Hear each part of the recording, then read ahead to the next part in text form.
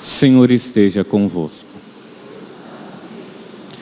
Proclamação do Evangelho de Jesus Cristo segundo Marcos.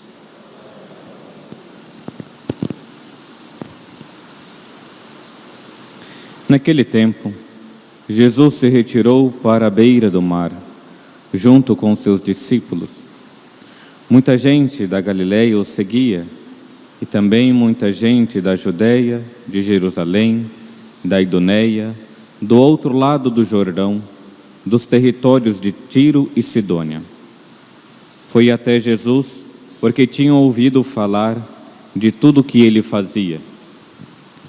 Então Jesus pedia aos discípulos que lhes providenciasse uma barca por causa da multidão, para que não o comprimisse. Com efeito, Jesus tinha curado muitas pessoas, e todos os que sofriam de algum mal jogavam-se sobre ele para tocá-lo. Vendo Jesus, os espíritos maus caíam aos seus pés, gritando: Tu és o Filho de Deus. Mas Jesus ordenava severamente para não dizerem quem ele era. Palavra da salvação.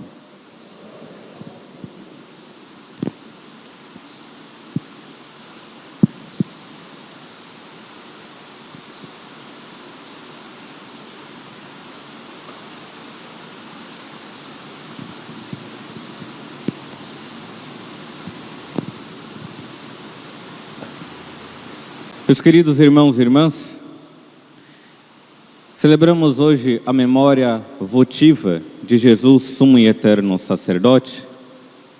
Hoje, quinta-feira, dia dedicado à Santíssima Eucaristia, e nunca é demais nós meditarmos e rezarmos pelos sacerdotes.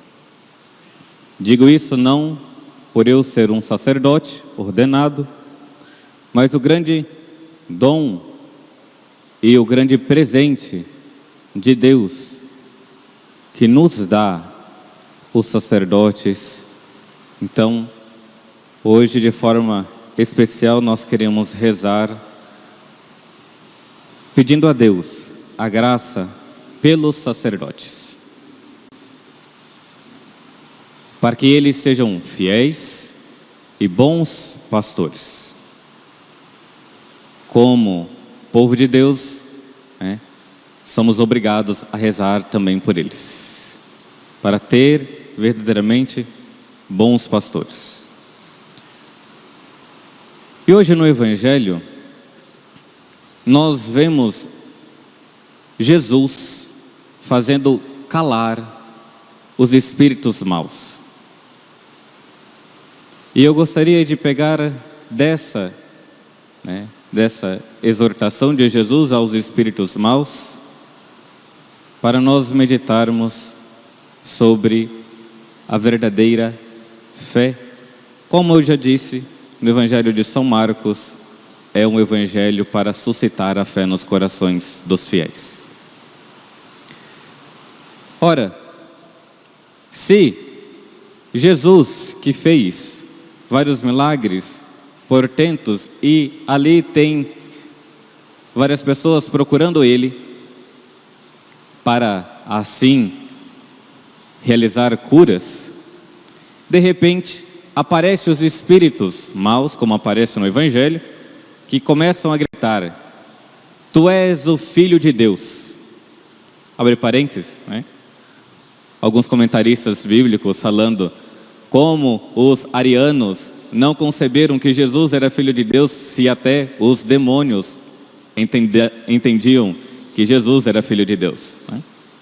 Aqui a heresia ariana. Fecha parênteses. Padre, então por que Jesus faz calar os espíritos maus? Pelo simples motivo: se nós começamos a dar corda aos espíritos maus, nós iremos eles pegam a verdade, algumas verdades, e vão distorcer. Jesus faz calar aqueles espíritos maus porque sabia muito bem que eles estavam falando uma verdade, mas eles não são de falar as verdades. Que poderia muitas pessoas começarem a segui-los. Então Jesus fala para eles se calarem. Porque não adianta, né, seguir somente uma das verdades. É necessário seguir todas as verdades. Por isso nós somos católicos. Não é uma verdade, é todas. É o conjunto de todas as verdades. Então, para não fazer com que várias pessoas começassem a seguir aquela única verdade que eles tinham falado, Jesus fala: cala-te. E então, nós somos chamados a meditar sobre o que é essa fé. Numa verdade que se prolonga. A fé que opera a verdadeira caridade nos nossos corações. Existem 3 características que poderiam ser para todos os fiéis, mas de forma particular para os sacerdotes. Essas 3 características da fé. Uma fé robustecida, uma fé iluminada, uma fé atuante.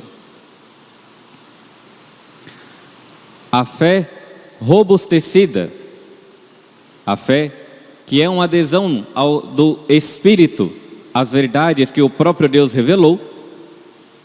Se ela é a resposta do homem, a comunicação divina, essa adesão deve ser robustecida. A nossa resposta a Deus precisa ser robustecida. A Sagrada Escritura nos apresenta vários exemplos, como Abraão, o nosso pai na fé. A sua fé era uma fé robustecida. Ele cria, mesmo não entendendo, mesmo, não vendo, ele cria na promessa de Deus. Vejam de que se o espírito mau quer fazer uma confusão na cabeça das pessoas, nosso Senhor quer que nós vivamos na fé. Uma fé robustecida nele. Mas também nós temos outros exemplos na Sagrada Escritura, como o centurião no Evangelho de São Mateus, que Jesus fala: grande foi a tua fé. Na verdade, não encontrei tamanha fé em Israel. Ou a mulher cananeia, que nosso Senhor fala: mulher, grande foi a tua fé. Primeira coisa, uma fé robustecida. Precisamos suplicar, como Abraão, como a mulher cananeia, como ali o centurião: Senhor, dai-me uma fé robustecida, que eu creia, independentemente dos meus sentidos, que eu creia, independentemente aqui do que está acontecendo, que eu creia, que eu não seja enganado pelos espíritos maus, mas que eu creia nas suas promessas e naquilo que revelastes. Eu tenho pura adesão àquilo que o Senhor revelou. Aquilo que o Senhor revelou, eu creio, firme, forte. Essa é a primeira característica que nós, cristãos, e principalmente para os sacerdotes, uma fé robustecida. Segunda característica, uma fé iluminada.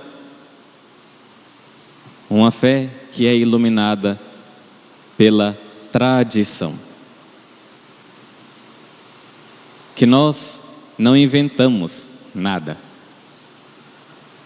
A fé precisa ser iluminada pelo estudo, o estudo da Sagrada Escritura, o estudo, dos Santos Padres, o estudo da igreja tradicional. Dessa forma nós vamos sendo iluminados. Não ficar somente no exterior. A fé vai iluminando e fazendo com que o nosso interior também vai sendo firme. Conhecer a fé. Há uma grande dificuldade nos tempos atuais que muitos católicos não querem conhecer a fé. Gostam de ver vídeos curtos, mas não gostam de sentar e estudar a verdadeira fé. Iluminar o nosso intelecto com a doutrina. Conhecer. Já leu a Sagrada Escritura pelo menos uma vez? Já leu o Catecismo pelo menos uma vez? Na época do seminário, o diretor espiritual tinha colocado como obrigação. Eu acho que até hoje, para os dirigidos do seminário, é uma obrigação ler pelo menos uma vez a Sagrada Escritura e o Catecismo da Igreja, para ter ali o conteúdo da fé. E por fim, a terceira característica, uma fé atuante. Uma fé que não é oca, uma fé que não é estéril, uma fé que é caridosa. Deve invadir a nossa existência e fazer com que, então, a graça de Cristo, o conhecimento se expanda e nós levemos de fato a graça dele para todas as pessoas. Uma fé robustecida, uma fé iluminada, uma fé atuante. É isso que nós, nessa Santa Missa, queremos suplicar a Deus, principalmente pelos sacerdotes. Porque um sacerdote que não tem fé, ele se perde e faz perder muitas pessoas. Que nós, ao participar dessa missa, nossa súplica deve ser: Senhor, dai-nos sacerdotes que tenham fé. Uma fé robustecida, uma fé iluminada, que saiba realmente, e uma fé atuante. Aí sim, nós iremos ver aquela citação que São Paulo faz aos Gálatas. Uma fé que opera a caridade. Qual é a maior caridade? A não ser salvar uma alma. Tirá-la das garras de Satanás. Mas para isso precisa de ter uma fé firme. Então, a caridade irá aparecer. Louvado seja nosso Senhor Jesus Cristo.